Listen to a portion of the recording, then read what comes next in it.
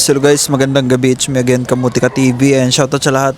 Dito tayo ngayon sa isang lugar dito sa Macau, sa isang ligtas na lugar.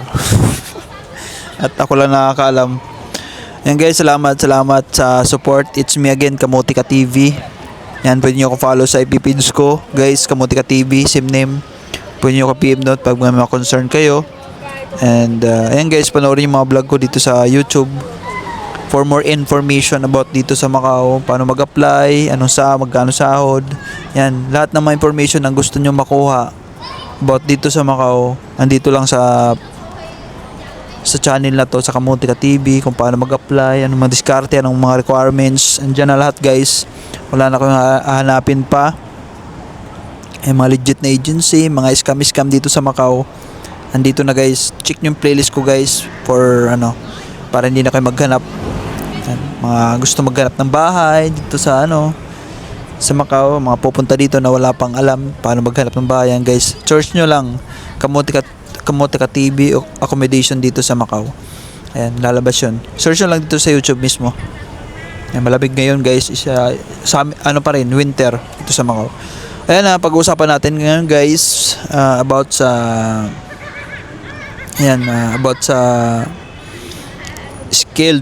skilled ka worker. May skilled ka na gusto mo mag-Macau, pwede ba yan dito sa Macau, mga skilled worker? Ayan, may mga skill. Pwede ba yan dito? Marami kasi, idol, skilled ako, pwede ba ako dyan? Ayan guys, pwede yan lahat dito sa Macau. Ano bang pwede kong pasukan dyan? Ayan, marami tayong pwede pasukan dito. Ang dami guys, dito sa Macau, ang dami.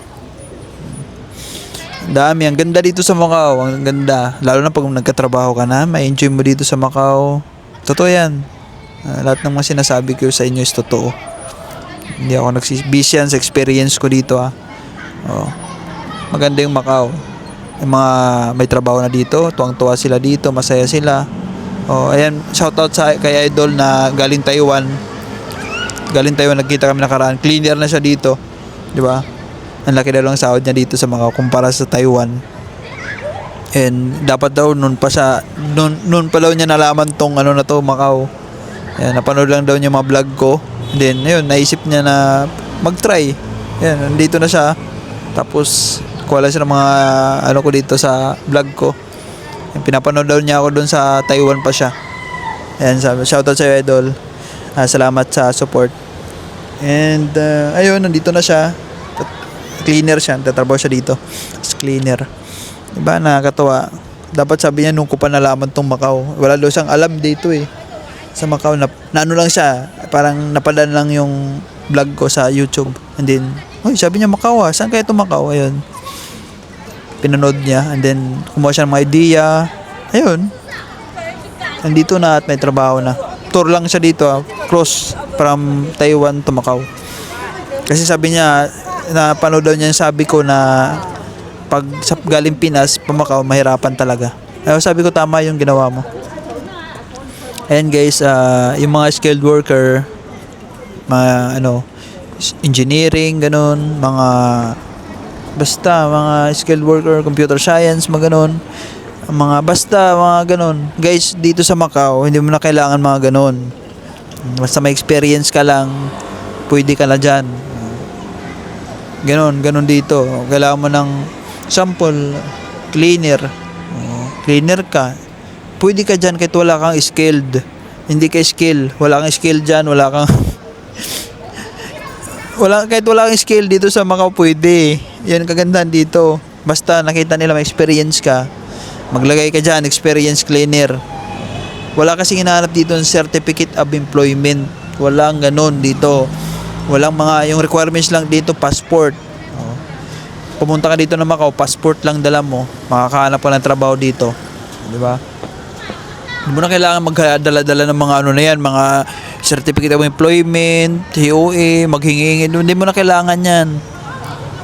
Yung mga certificate lang ang kailangan dito, mga caregiver, massage therapist, yan.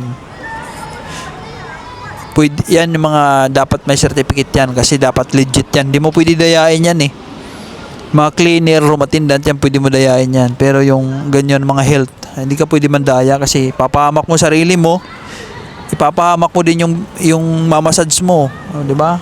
Mga therapist na yan, mga massage therapist, di ba? Yun ang kagandahan dito. Di mo na kailangan ng skill. Punta ka dito sa Macau. Kung skilled ka man, hindi mas maganda, di ba? O, di ba? Advantage mo yun. O kung sample, ayun guys, pakitaan ko kayo mga cleaner dito sa Macau. Mga cleaner, oh. Ayan, oh. Nagano silang basura pag ganitong oras. Ayan. Ayan guys, wala silang uniform. Di ba? Hindi sila naka-uniform. Yung mga cleaner dito sa Macau. Mga lalaki, mga sahod yan dito, mga cleaner. Ano sila sa OT. Ang ganda ng ganun. May idea na kayo dito sa Macau. Yun ang mga ginagawa ng cleaner. Dito sa mga residential yan sila eh. Yan. Residential sila dyan. Dyan yan sila. Nag-ano lang yan. May mga oras yan. Oras na maglinis. Hindi yan oras-oras naglilinis. Hindi yan. May oras yan, oras, alas 2 magkukulik ng basura, alas 6 magtatapon ng basura, ganun. Alas 8 ng umaga, magwawalis. O, di ba, ang haba ng pahinga mo? Hindi yan oras-oras, siyempre. Diba? May time yan.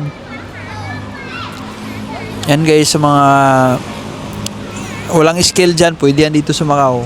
Pwede. Kahit wala kang alam dito, punta ka, mag-apply ka dito ng trabaho. Kaya huwag kayong mag-alala guys kung wala kang skill. Dahil, idol, wala akong experience sa cleaner. O, pwede yan. Kahit wala kang experience, maglagay ka dyan sa CV mo. Diba? Dapat may idea ka lang. Kuha ka lang ng idea. Cleaner, o. Ganun, maglagay ka. Dishwasher. Kung wala kang experience sa dishwasher, maglagay dishwasher. Hindi naman kailangan ng company yan eh. Araw-araw may experience ka eh, di ba? Experience, naghuhugas ka ng pinagkainan mo. Dishwasher ka na noon, di ba? Experience mo na yun. Di ba? Di ba? Yun na yun. Lahat kahit nga bata alam nung dishwashing, di ba? Mag-dishwash. Alam maghugas eh.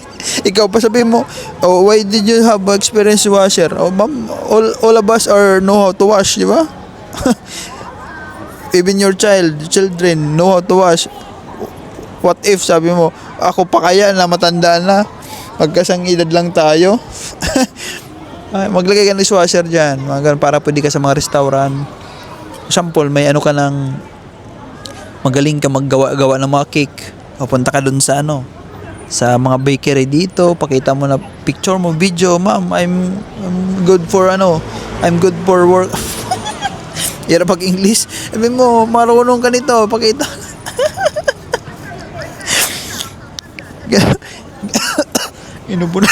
Inubuna ako. Ganun gawin mo, diba? May idea ka na, di mo na kailangan mga skill, basta may alam ka lang, pwede na yan dito sa Macau. Dapat guys, ayusin yung mga CV nyo, ha. Yun importante dito yung CV, dapat maraming experience para marami kang mapasukan dito. Lahat ng trabaho ilagay mo sa CV mo para may may option. Kahit saan pwede ka mag-apply. Diba? Yun lang guys yung may-share ko. Di mo na kailangan ng skill dito sa Macau. Pwede ka dito, ha? Pwede ka. Wag mong sabihin na wala akong alam. Dapat lagi kang may alam dito sa Macau. Lahat dapat alam mo kasi pag yan lagi yung mo, sabi wala akong alam. Wala, di ka makatrabaho dito sa Macau. Dapat lahat alam mo. Manood ka sa mga YouTube, yung mga ginagawa ng cleaner, room attendant, ano pa ba? Kitchen help. Yan, manood ka para magkaroon ka ng idea. Pag may idea ka na, alam mo na yung ginagawa nila, pwede mo na i-apply yun. Pag nag-apply ka, interview, pwede mo na sabihin, ganito. Diba? Yun na yun. Basta alam mo na yung panoorin yung mga vlog ko para magkaroon ka ng more idea and knowledge about Macau. Yun lang guys, ha? Yun lang i-share ko ngayon and abangan yung mga vlog ko guys para more update dito sa Macau. Yun lang guys. Thank you so much and God bless a lot. I love you all.